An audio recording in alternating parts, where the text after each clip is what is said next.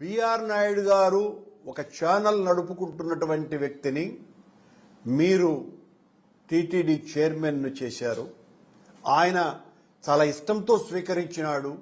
కానీ ఆలయ చరిత్ర మీద, ఆలయ వైశిష్ట్యత మీద, ఆలయం యొక్క గొప్పతనం మీద, కేవలం భగవంతుని మీద భక్తి ఉండటం ఒక్కటే భూమిక కాదు, నిర్వహణ, సామాజిక బాధ్యత, ఆలయం పట్ల చిత్తశుద్ధి, ఆలయ చరిత్ర, సాంప్రదాయాల పట్ల గౌరవము, సాంప్రదాయాలంటే ఏంటో తెలుసుకోవటము, ఇవన్నీ కూడా ఏమీ లేనటువంటి వ్యక్తులకు బాధ్యతలు అప్పగిస్తే అది ఈవో కావచ్చును. ఇంకా అడిషనల్ ఈవోని గురించి చెప్పాల్సిన పనే లేదు. ఆయన వెంకటేశ్వర స్వామి సేవలో కంటే పూర్తిగా చంద్రబాబు సేవలో తలమునకలైపోయినాడు. లోకేష్ గారి అనుచరులనిద్దరినీ ఆయన ఛాంబర్లో ప్రత్యేకంగా కుర్చీలు వేసి మరి దర్శనాలు వీఐపీలకందరికీ కూడా చంద్రబాబు గారి కార్యాలయం నుంచి వచ్చినటువంటివన్నీ జరుపుకుంటూ ఉండటం తప్ప ఇంకొక కార్యక్రమమే లేదు అడిషనల్ ఈవోకి. నిన్న వైకుంఠ ఏకాదశికి సంబంధించి 3 సార్లు పుష్పాలంకరణలు చేస్తారు ఆ 10 రోజుల పాటు. కర్ణాటకకు చెందినటువంటి సునీత గౌడ అనేటువంటి ఒక భక్తురాలు 70 లక్షల రూపాయలు ఖర్చు పెట్టి పుష్పాలంకరణ చేస్తే దాన్ని తీసి ఆడపారేసినారని ఆవిడ ఆలయం ముందనే కన్నీళ్లు పెట్టుకొని ఏడ్చింది. ఎవరు దీనికి బాధ్యత వహించాలా? అడిషనల్ ఈవో ఇలాంటివి సంఘటన చాలా చిన్నది, దీన్ని ఎందుకు ప్రచారంలోకి తెస్తారు అని ఒక ప్రకటన కూడా ఇస్తాడు మీడియా ద్వారా. మీరు చేస్తున్నటువంటి నిర్వాకాలు ఎంత దారుణంగా ఉన్నాయి. ఎర్రచందనం ఇప్పటికి 4 సార్లు దొరికింది తిరుమలలో. పవన్ కళ్యాణ్ గారు అటవీ శాఖ మంత్రి బాధ్యత వహించాలా? సనాతన ధర్మాన్ని పరిరక్షించడానికే ఒక వీరతాడు వేసుకున్నటువంటి పవన్ కళ్యాణ్ గారు అటవీ శాఖ మంత్రిగా ఒకవైపున సనాతన ధర్మ పరిరక్షకుడుగా, మరోవైపున అటవీ శాఖ మంత్రిగా తిరుమలలోనే 4 సార్లు ఎర్రచందనం దొంగలు దొరికినాయి. ఎవరు దీని వెనుక మిమ్మల్ని చూసుకొని ధైర్యంతో మీకు సంబంధించినటువంటి కార్యకర్తలో నాయకులో చేస్తున్నారా? మీరేమో చాలా ఆవేశంగా మొన్న జరిగిన వైకుంఠ ఏకాదశి దుర్ఘటనకు సంబంధించి ఆ 6 మంది చనిపోతే వాళ్ల బంధువులు ఆనందపడిపోయి వెంకటేశ్వర స్వామి తీసుకుపోయినాడు అని ఆయన ప్రకటన ఇవ్వటం ఎంత దారుణమండి! ఎంత ఘోరమైనటువంటి విషయం ఇది! ఈ రకమైనటువంటి ప్రకటనలు ఇచ్చి మభ్య పెడతారా? మోసం చేస్తారా? ఇలాంటి వరుస సంఘటనలు, నెయ్యిలో కొవ్వు కలిపినాము అనని మా మీద ప్రచారం, ఆ తర్వాత మేమెప్పుడైతే వాస్తవాన్ని మొత్తం ప్రజలకందరికీ తెలియజేసినామో ఆ తర్వాత సద్దు కాకుండా పోయింది. సిట్టు వాళ్ళు వచ్చినారు కదా, ఇప్పటి వరకు ఏం తెలిసినారో నిగ్గు బయటికి రావాలి కదా, ఏం లేదు.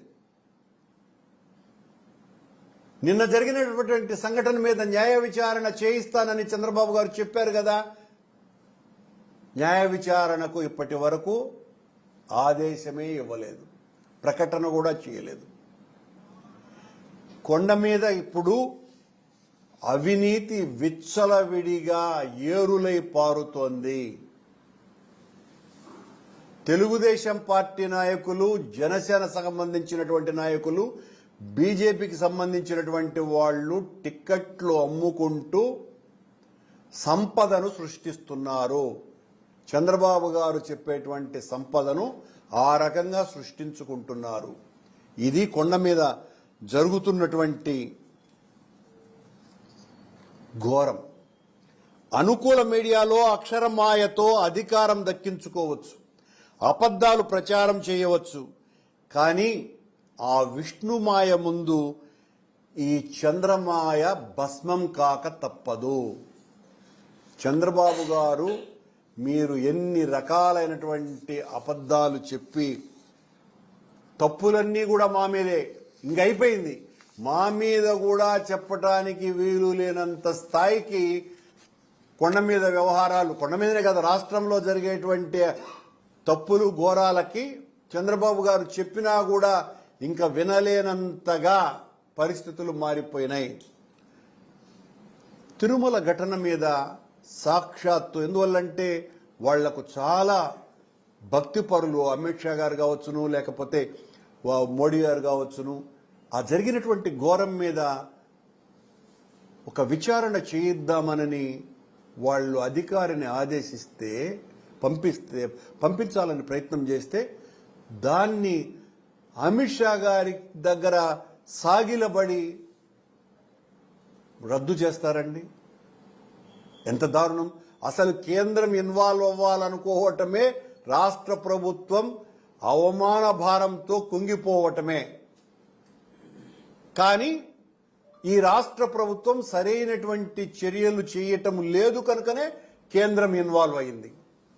కేంద్రం ఇన్వాల్వ్ అయిన దాన్ని చూసి భయకంపితుడైనటువంటి చంద్రబాబు గారు, పవన్ కళ్యాణ్ గారు యాదృచ్ఛికంగా వాళ్ళ అమిత్ షా గారు నిన్న వచ్చారు కాబట్టి ఆయన కాళ్ళ వెళ్ళబడి రద్దు చేయటం. ఇక నిజాలు ఎప్పటికీ బయటికి రాకుండా శాశ్వతంగా సమాధి చేసేటువంటి పనులు చేస్తున్నారు. ఈ అపచారాలకు భగవంతుడు ఖచ్చితంగా శిక్ష వేయక తప్పదు.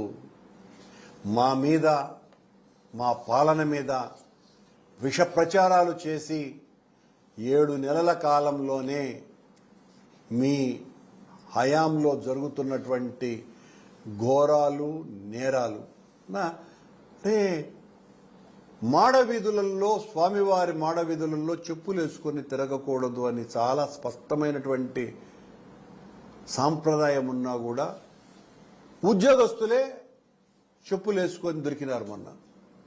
అంటే మీ పర్యవేక్షణ ఎలా ఉన్నది? అధికారుల పర్యవేక్షణ, విజిలెన్స్ వాళ్ళ పర్యవేక్షణ ఎలా ఉన్నది? అసలు పట్టించుకుంటున్నారా? ఎవరికి వాళ్ళు ఒకరితో ఒకరికి ఏ రకమైనటువంటి సంబంధాలు లేకుండా ఎట్లో ఒకట పబ్బం గడుపుకోవాలన్నటువంటి ఆలోచన ఉండటం కారణంగానే ఇలాంటి ఘటనలు జరుగుతున్నాయి. ఒక భయం లేదు, భక్తి అధికారులకు పూర్తిగా లేదు. ఉన్న భక్తి అంతా కూడా చంద్రబాబు గారి మీద భక్తిగా మారిపోయి, ఆ మారిపోయిన చంద్రబాబు మీద భక్తి డేంజరుగా మారిపోయి డ్రైనేజీ స్కీమ్ లేకుండా పోతుంది. ఇది పరిస్థితి.